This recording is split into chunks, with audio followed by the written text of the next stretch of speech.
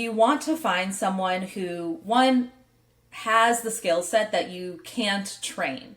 That has been something that we hire for specifically. We need those soft skills in place because I can train you on how to do our CRM software. I can train you on how to do our calendars or whatever it is. The investor, talk to the investors, present our OM. Any of those things I can train. When you were just starting out, what was your biggest challenge that you faced? Let me rephrase this. When you started out, what was your biggest challenge joining Veena's team, and how has it changed as you've made it into your team? That's a good question. So I would say the biggest challenge I initially faced was just a lack of knowledge on this industry specifically. I knew I had the business acumen to be successful, but there's a lot of terminology and things to learn about multifamily that if you walk in with no prior, even real estate experience, it can be very daunting to learn all this terminology and make sure that you are up to speed on like SEC requirements. But this is why we have team, right? You don't actually have to know those things. And so that was a learning opportunity for me. Was I took on way too much in the beginning, trying to learn every little piece of multifamily.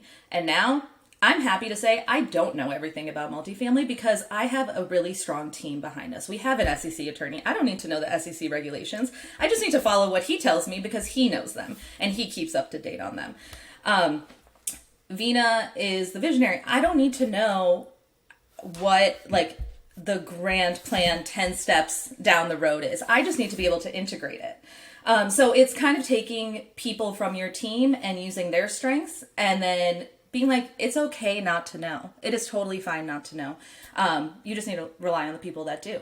Now, moving into our own partnership, that is something that we absolutely take forward with us. We have a strong team. We outsource a lot of things because we know that our value is in the things that we're good at, and we can try to build up our skills on the things that maybe we're not so great at in our own time. But when we are pushing forward in a growth period for our company, we need to be able to rely on the skills of people who know what they're talking about.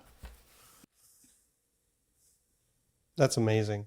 But Priya, how did you change your mindset about, being Veena's team and you joining her team versus now it becoming yours and Veena's team together? Like, I'm sure there must have been a mindset shift because, Veena pulled you into this, right? Yes. And initially it must have been that, oh, this is Veena's venture that I'm getting into. I'm excited about it. But at the end of the day, it's not my venture. How did you change that to now this being both of yours venture? That's a great question. I think that I'm definitely still working on it. It's not always, I don't always feel like that, honestly. And it's not anything that Veena's done. She's always been, we are equal partners. But it's like a personality thing, a personal insecurity I have, very honestly.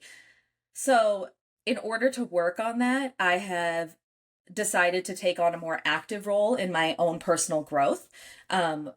Whether that means putting myself out there more, being more involved in the community, meeting more people from the community, and actually just getting to spend time with people and seeing that I have worthwhile ideas and opinions and people are interested in hearing what I have to say.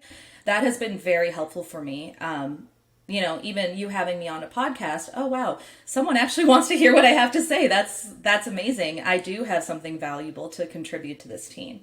I also have a wonderful team around me that tells me these things all the time. We're constantly building each other up because that is how you feel fulfilled in a role in a company. I feel like if I am told I'm appreciated or I'm doing a great job or whatever it is, I feel good about myself and I want to do more of that, right? It's like that positive reinforcement. So I try to give that to our employees as much as possible so they can also feel that. And in turn, they give it to me too. So I think that surrounding yourself with the right people that are positive and also taking chances and putting yourself in a little bit of an uncomfortable situation is going to be the best way to navigate that. And how do you translate it to your staff? Because, obviously Veena is Mhm. the face of the company, right? How do you Yes. how do you translate this value or this position or this, that important position that you hold as an equal partner to Veena? How does that translate to your staff wherein they're not going behind you and talking to Veena and saying, well, or considering that because, she's like everywhere, so they're considering her as more important than you, wherein it's actually probably the opposite. Well, I won't say more important or less important, but um, we have very clearly defined boundaries and roles and within our company, and we write those out, and they're in our SOPs. People know when they're reading through the SOPs when they're first onboarded. I'm the point of contact for almost everything. 99 times out of 100, they're going to ask me first before going to Vina because I have made that boundary clear and she has reinforced it too.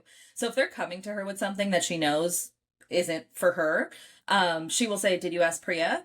And if they say no, she'll be like, "Okay, well, I'm not talking about it until you talk to her." And we set very, very strict guidelines about that. But I will say, as we've continued on, Vina's very busy. She's traveling all the time. She, being the face of a company, is exhausting, I'm sure. So, you know, it's just kind of natural that I'm the main one on our team huddles, leading the team huddles every week, or twice a week, actually. Or I'm the one responding to quick emails or Slack messages when someone has a question. So it's almost like it falls naturally into place after those initial boundaries are set. People kind of understand the workflow and that they're not going to get a quick answer from Vina anytime soon. So if they want a quick answer, they're going to come to me because I'm more available for those things. Got it. Okay. Interesting. How do you decide who to hire though for your team? How does that process go? I will tell you, hiring is one of my least favorite things, right below firing. So, um, hiring people is such a daunting task. You want to find someone who, one, has the skill set that you can't train. That has been something that we hire for specifically. We need those soft skills in place because I can train you on how to do our CRM software. I can train you on how to do our calendars or whatever it is. The investor, talk to the investors, present our OM. Any of those things I can train. I cannot train you on how to manage like investor questions with the white glove service that we're trying to provide. I can't train you on how to know how to prioritize things when there's a million things happening during a raise. There's like these soft skills that people just inherently have or they don't. And we are always hiring with the intention that these people will eventually be running this company. So if we don't see the long term growth potential, it's just not going to happen. I want, and Vino wants, at the end of this to be able to hand this to someone, the next in line, if you will, and know that this company and the investors that come with it are going to be well taken care of. So when we're hiring, we are always going to first hire with soft skills in mind and with the growth in mind.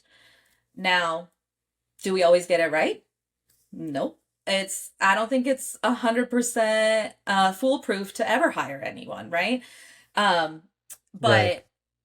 but I believe that it was Pace Morby that said, um, promote fast, fire faster. So we try to train as much as possible, but at some point we do reevaluate and we decide is is this the right fit? And if it's not, it's not, and we can both walk away happy, just no Sure. hard feelings and move on from that point. But yeah, hiring is definitely difficult, and we try not to do it as much as possible unless we truly need it. Which is why I hate firing people too, because then it creates this opening And that we and have to hire for.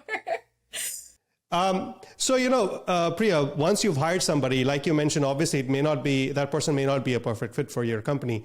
What systems do you have in place to kind of figure out early enough that it's time to fire that person or that person is not a good fit for you?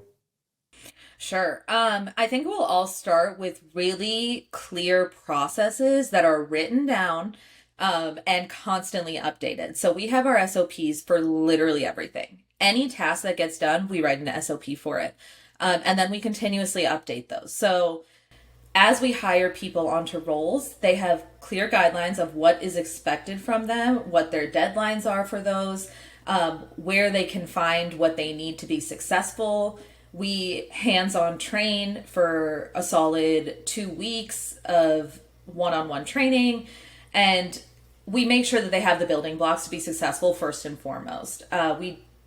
Unfortunately, for the last 2 people we hired, we ended up getting deals like the day after they signed their paperwork. So they kind of got thrown into the fire of a raise. The way that multifamily works is when you're in the middle of a deal and you're raising for like 8 weeks, it is run, run, run. We're sprinting 100 miles an hour. And there's just no time for anything else. Once those 8 weeks are over, we kind of turn internally and start working on the company as a whole. And so we try to hire during those downtimes. It has just worked out that, unfortunately, for the people that we hired, we just get right into these sprint modes and kind of just throw them in to learn how to swim.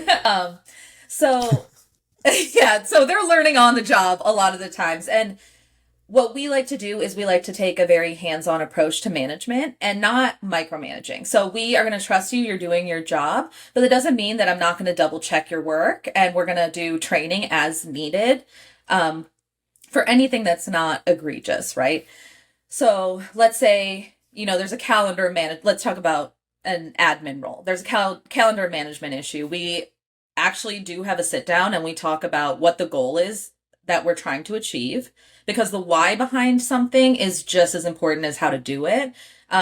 Because then if decisions need to be made and Vina and I aren't available, they will know what our mindset is moving forward in order to make an executive decision on our behalf. So we let them know the why, and then we readjust, and we're constantly asking, what do you need to do your job better? Even when nothing is going wrong, we are checking in with our team to make sure that they have all the tools they need in order to make their lives as easy as possible. Thank you for tuning in to this episode of the Immigrant Doctor Podcast. If you would like to learn more, head to www.theimmigrantdoctor.com. See you again soon on another episode and another amazing journey.